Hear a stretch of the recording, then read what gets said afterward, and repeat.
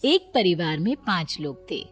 ओम प्रकाश, उनकी पत्नी सुमित्रा, बहू भावना, बेटा राहुल और एक थी उनकी बेटी प्रियंका।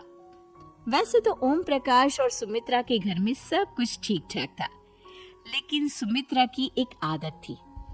घर में कुछ भी गलत या सही हो तो वो किसी से कुछ नहीं कहती, और भावना स्वभाव की इतनी सीधी सादी थी कि अगर कोई उसके साथ गलत भी करता तो भी वो उसे कुछ नहीं कह पाती। इसी के चलते प्रियंका और राहुल घर में मनमानी चलाते रहते, क्योंकि घर को संभालने वाली औरतें इस तरह से रहती थी जैसे वो गूंगी और अंधी हो।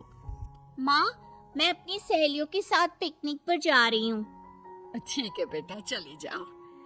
और मुझे आने में रात हो जाएगी, देर से ही आऊंगी मैं। अच्छा, कोई बात नहीं बेटा। अरे भावना, तुमको एक बार में समझ में नहीं आता क्या? नाश्ते में फिर से पराठे बना के रख दिए।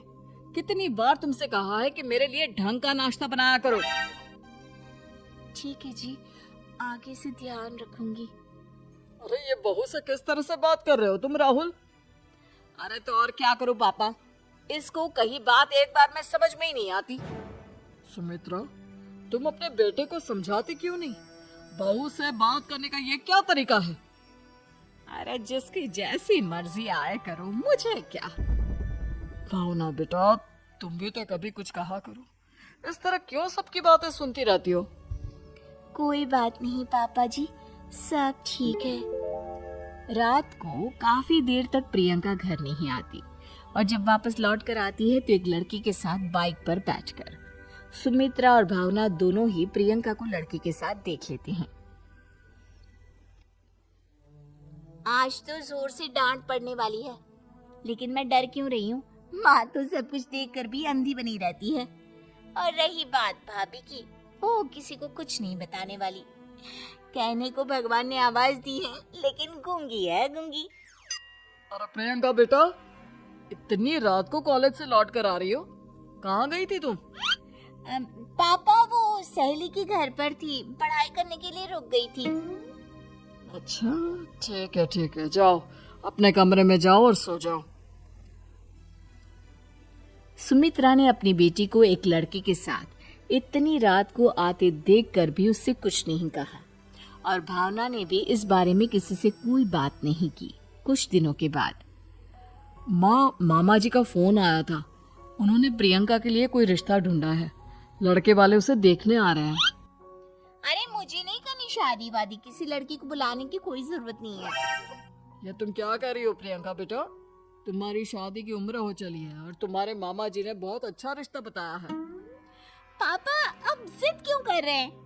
और आप क्यों मेरी मर्जी के खिलाफ शादी कराना चाहते हैं? अरे माँ, इसको समझाइए ना। आपकी बेटी, आप तो बस चुपचाप सब कुछ होते हुए भी देखती रहती हैं। अरे तो क्या कहूँ, और मेरे कहने से क्या हो जाएगा?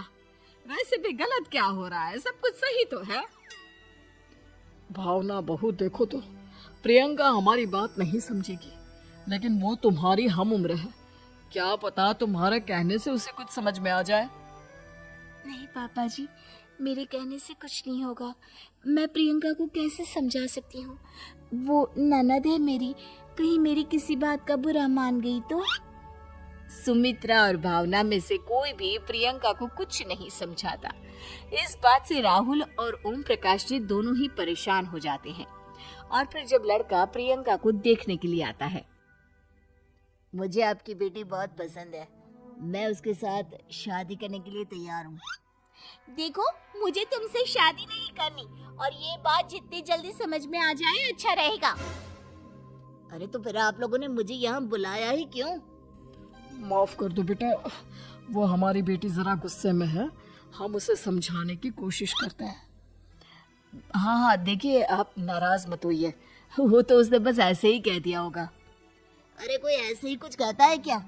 और ये आपकी पत्नी और माँ, ये दोनों इस तरह चुपचाप क्यों बैठे हैं, जैसे इस घर के मेंबर ही ना हो? आपके घर में सब कुछ ठीक तो है ना? अरे सब कुछ ठीक है बेटा।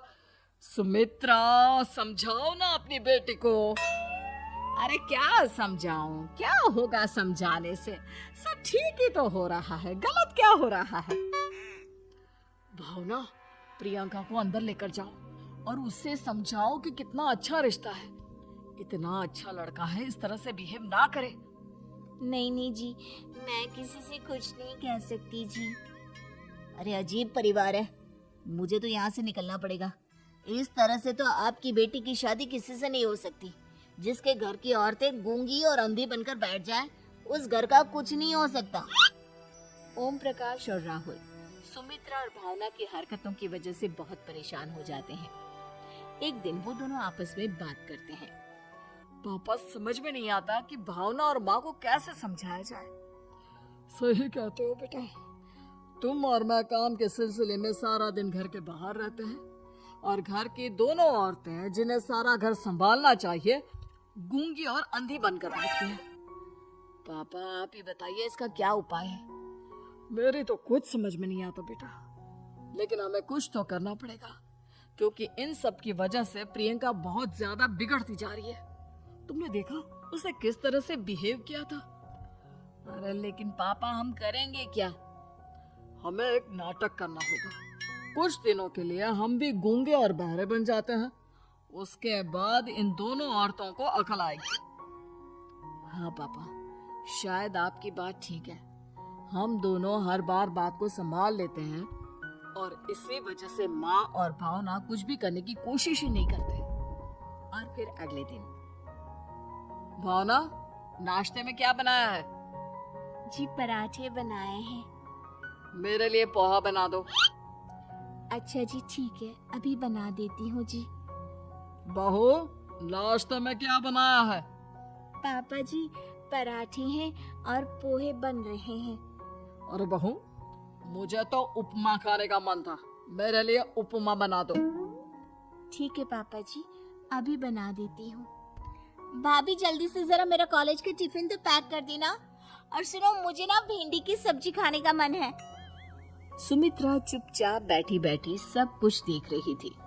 उसने किसी से कुछ भी नहीं कहा और ये देखकर भावना को मन ही मन गुस्सा आ रहा था, लेकिन वो किसी से कुछ नहीं कह रही थी। उसे लग रहा था कि ओम प्रकाश जी जो हमेशा उसके साइड लेते थे, वो भी आज चुपचाप बैठे हुए थे। शाम के वक्त प्रियंका अपने बहुत सारे दोस्तों को लेकर घर आती है और उधर दूसरी तरफ से राहुल भी अपने ऑफिस के दोस्तों को लेकर घर आ जाता है। प्रियंका अपने कमरे में तेज म्यूजिक चलाकर डांस करती है और राहुल अपने दोस्तों के साथ बैठकर जोर जोर से हंस रहा था। प्रियंका और राहुल मिलकर पूरे घर को अस्त व्यस्त कर देते हैं, लेकिन भावना उनसे कोई शिकायत नहीं करती और सुमित्रा जी भी चुपचाप बैठी रहती है।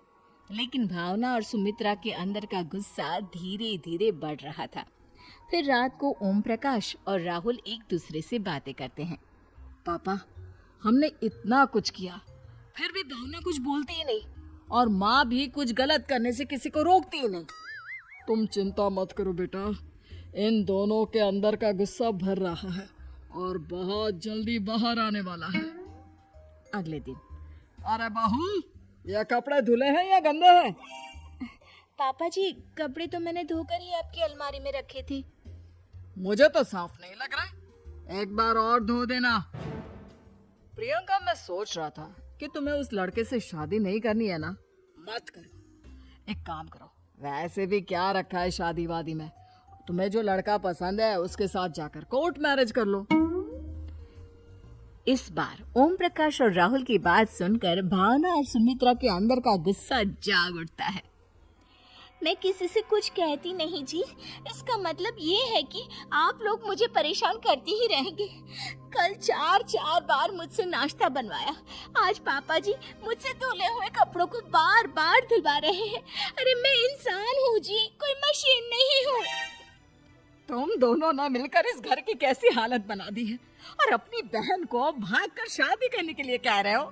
तुम भाई हो या दुश्मन? ओम प्रकाश और राहुल जोर जोर से हंसने लगते हैं। अरे इसमें हंसने की क्या बात है?